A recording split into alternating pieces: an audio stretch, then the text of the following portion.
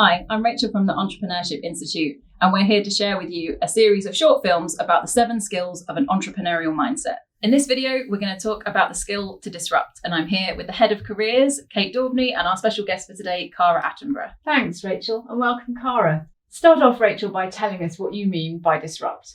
So disrupt is really a way of thinking. It's about striving for progress and questioning the way that things have always been done. So rather than thinking, things have always been this way, there's no way that we can challenge or improve, really breaking things down to its fundamental parts and finding the way that you can reassemble those parts back together to make things happen better, faster, quicker, however you can find those incremental improvements. So after hearing that definition, how do you think that's relevant for students and alumni at King's?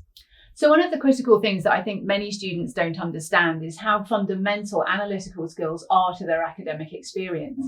And you've just talked about the ability to take a problem to pieces and to look at it from different points of view. In fact, pretty much every academic programme at King's develops those skills in students. And we know that employers really value that ability to take a fresh perspective on something that an employer might need to look at in order to reformulate a new solution. So that ability to disrupt in a very analytical way is a very powerful thing for a graduate to be able to do.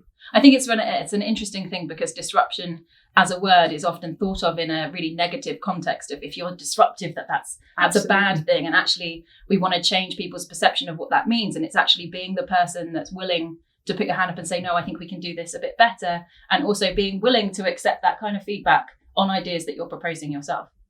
So welcome, Cara. Thank you. Can you tell us a little bit about how this skill has come up in the project that you've worked on? I actually work at King's College London. I have a cool job title, Knowledge Manager. That doesn't mean I manage all of the knowledge at the university though. So the project I've been attached to has launched a new online help centre for students. And I would say that it's actually been really disruptive for King's, this project. We're introducing an entirely new way for students to find information, a new way for them to interact with staff. So for both students and the colleagues and the different support services we work with, it's been a big change for the university. How did you go about breaking down the problem into the bit that you felt really needed to be different? Yeah, so I came onto the project about 18 months in, so there was already lots of technical development going on. And my job was to think about the homepage of the help centre and to organise the information into categories that would make sense for the student. To give you an example, we have a category for international students. Now, in the past, the services that support international students have all had their separate web pages because they're all in separate teams. So separate stuff for admissions and student funding and visa compliance and advice. But for the Help Centre, it made sense to collate all of that information into one place. So it was putting the student, our user, first and thinking about what makes sense to them.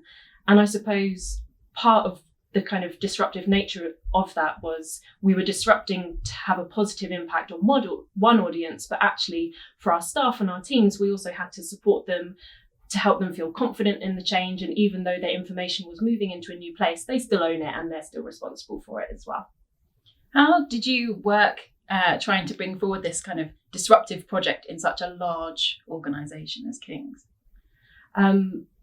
Slowly, carefully, with a lot of thought. I'd say, especially with universities, what you find is when they're a large institution, things are done differently in different places. So our medical students, for example, when they're out on placement in hospitals, they need different support to, say, an English literature student who's on campus all the time. And necessarily, people have found their own different ways of doing things. So what I had to do was kind of think about all of that and talk to everyone individually to understand their concerns. And then, I suppose, using analytical skills, drawing all of that together into what does everyone have in common that we can then push forward with so that everyone's comfortable and confident. I'd say as well, the larger the institution, the more likely you might have people a bit wary of technology. This was a technological change. So compared to maybe a tech startup, it's not just what you're introducing, but it's how you're introducing it and how you're going to help and train and support people to use technology in a different way. How do you think your personal qualities and values and behaviours helped you deliver transformation? Because you're talking about people really changing the way they think. What do you think your personal attributes were that made it possible for other people to engage with you on that journey? I ask questions, open questions. I'm the person who can sometimes be the only person to put up their hand and say, what if we did it differently? I work in a team as well that's all about the students. So always reminding everyone to kind of try and leave their ego at the door sometimes. It's not about you, it's about what's best for the student. So yes, we are moving your information across. I suppose it's being sensitive to when things are disruptive, it usually means there's a change coming and people get nervous about change. People talk about a grief curve, and actually there's a change curve as well. There's lots of different stages of coping and understanding why something is changing and how you feel about it. So being sensitive to that, I suppose having the emotional intelligence to meet with people one-on-one like I did, going out of my way across all our different campuses to sit down and give people the time to explain what we were doing and why we were doing it, to gather what they were nervous about and then turn that into some positive energy. So imagination, empathy, sensitivity, patience, I think, but also vision. One final question is, if you were going to encourage someone to develop this skill, what advice do you think you would give them? I think I'd say get comfortable stepping outside yourself. Quite often in entrepreneurship, and I think when we join an employer for the first time, we're all about what can I bring?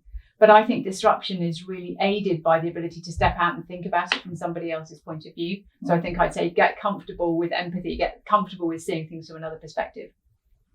I think I'd say questions again, and get familiar with open questions. So things that don't invite just a yes or no answer. What if? Why not? How can we?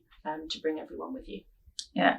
And I think from my point of view, we have some really great resources and inspiration about innovators that are out there in the world that you can seek inspiration from and really see the ways that they've made changes within other organizations. So we have a load of resources that you can access to find out more about disruptive people.